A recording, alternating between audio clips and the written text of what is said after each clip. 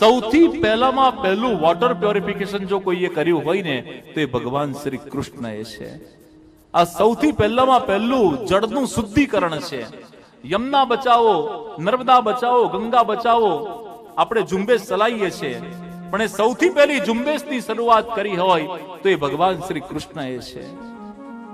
કાલિય નાગના વિષથી વિશુદ્ધ થયેલી કાલિંદીનું શુદ્ધિકરણ કર્યું. આનો અર્થ છે ભગવાન આજના આ સાંપ્રત સમયમાં આપણને કહે છે કે નદીઓને બચાવો, જળાશયોને બચાવો, સરોવરને બચાવો, જળનો વેડફાટ ન કરો. ઘરની અંદર આરો હોય, એક્વાગાર્ડ હોય, અલ્કાઇન વોટર હોય, એ જળ શુદ્ધ હોય, પણ એ જળને પવિત્ર કહેવાતું નથી. યમુના જળ ખડખડ વહેતું હોય એ જળને પવિત્ર કહેવાય છે.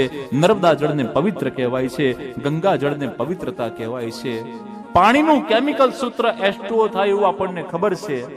પાણીનું કેમિકલ સૂત્ર H2O થાય એવું આપણને ખબર છે, પણ એ નેચરલ થિંગ્સ છે, એને ક્રિએટ કરી શકાતું નથી. એ કેવળ અને કેવળ પરમાત્મા આપી શકે છે.